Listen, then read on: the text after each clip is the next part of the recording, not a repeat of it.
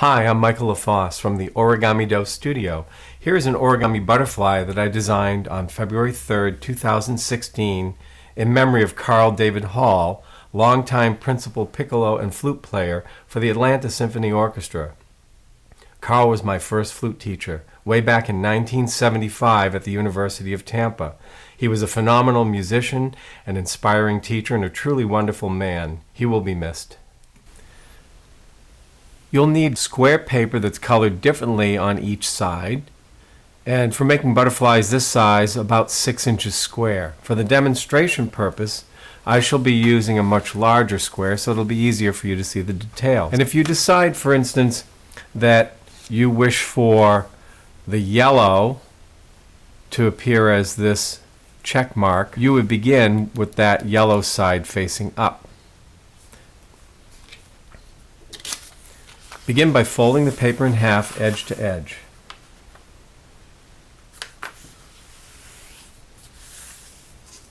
And unfold.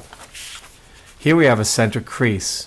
We're going to use this as a reference for our measuring pinch marks. Take the bottom edge and bring it up to the level of the middle crease. But here at the right side, make only a pinch mark. Take the same bottom edge to the pinch mark and make a new pinch mark. We have two pinch marks. Place the lower pinch mark upon the upper pinch mark and fold all the way across.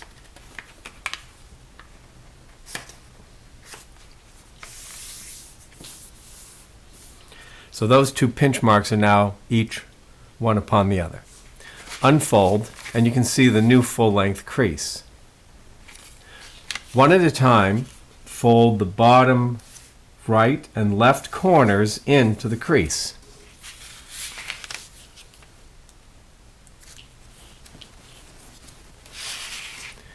Using the full-length crease as a hinge, turn the flap over and we have a long colored trapezoid. Let's now use the next full-length crease to lift this lower flap over upon the larger area. And for comfort, rotate the paper for this next step. Take the exposed lower edge and fold it tightly up over the folded edge.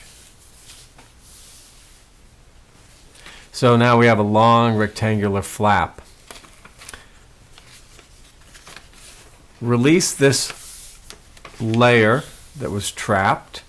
Restore this rectangular flap.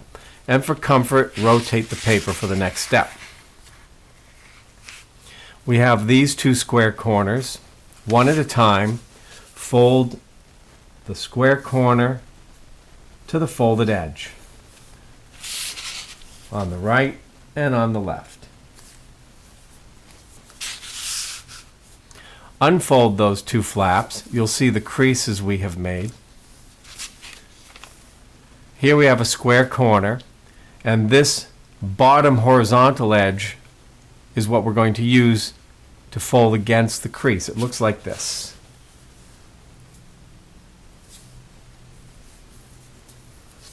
Let's do the same thing on the other side. It's the bottom horizontal edge to the crease.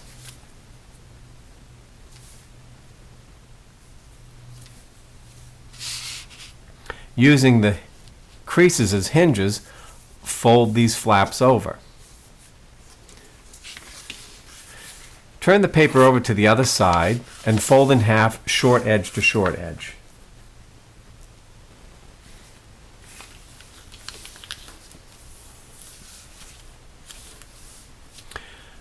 There's a crease running right through the middle, and notice that on one side of the crease they'll have the colored flap and the other side does not.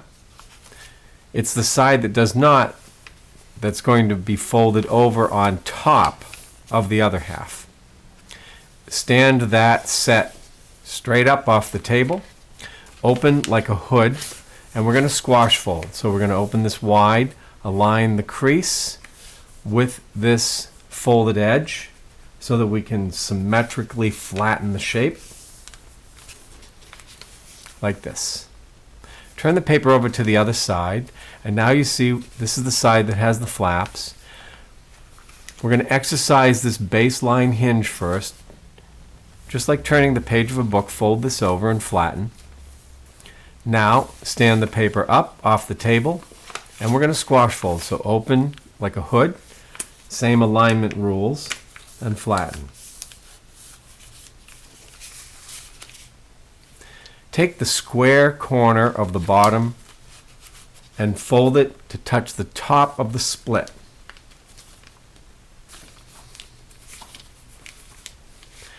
Stand the triangle flap straight away and tip the paper so that the triangle flap is on the table.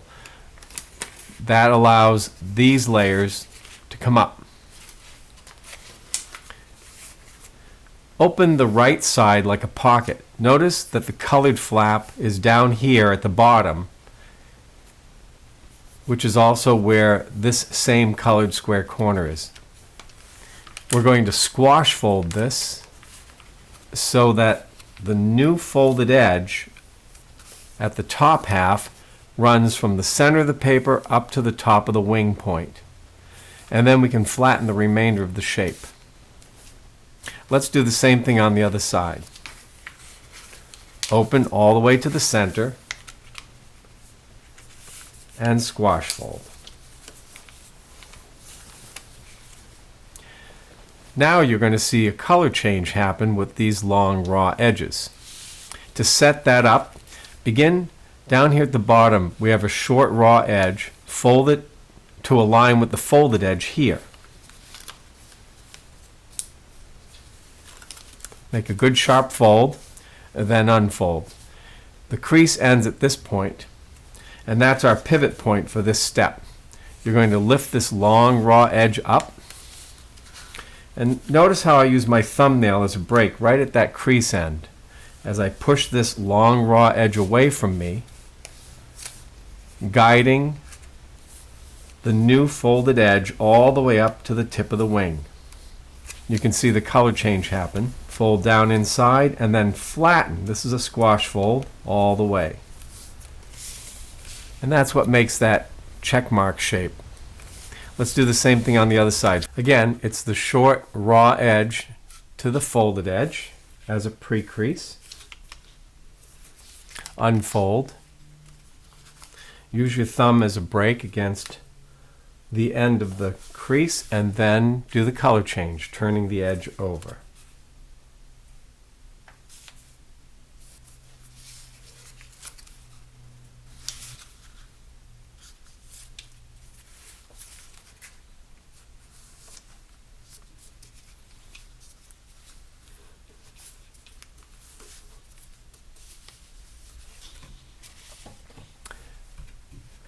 And so we have the wing pattern. Next, we're going to fold through the center line with the display pattern of the wings on the outside. This end will be paper for the head. And down here at the back end, this is the abdomen. First, pinch tightly so that you can create an edge like this that can be folded over onto one wing. It's most comfortable to do this away from yourself. You want to make a little stair step at this end, and then angle the folded edge so that the tip of the abdomen contacts the back edge of the hind wing. Then flatten the paper underneath. Take the lower wing set and fold it up overall to match wing to wing. And then here we're folding the remaining portion. And so if you look underneath, you see there's the hollow place inside the body. And from the top view, we can open the paper. You can see the wings. But it's the work at the head. We need to flatten this. And before we do that, we have to make the layers puff open. That's best done from the underside. You can see here that there are two walls, and they could move away from each other. One way to get the puffed shape is to take a tool like a knitting needle or a bamboo skewer and roll it inside, making a conical hollow space. If you don't have that tool handy, it's easy to take the end of your thumbnail and dig it into the wall on each side, and that will chase a little channel into the wall of the paper. You can turn the paper to make it comfortable either way. Holding the body layers closed, you'll see that the keel is puffed open now. Simply use your thumb and index finger to pinch that layer flat, like this. That allows this paper to be easily folded behind, and you can see the butterfly's head. Here's what the underside looks like, and you want to fold flat on each side of the head to make the layers stay. With the head paper complete, we're going to bring the wings together over the back, and we're going to work on tapering the back of the body, the abdomen. Back here at this end where the color is different, we're going to fold these short edges inside, like this, tapering the shape toward the end of the abdomen. One on one side, and then the other side to match.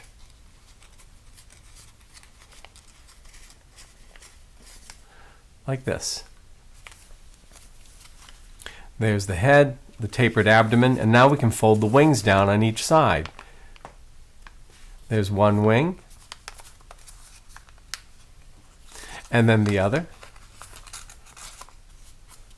and then set the wings straight out for display. And here it is, the completed Origami Butterfly for Carl David Hall.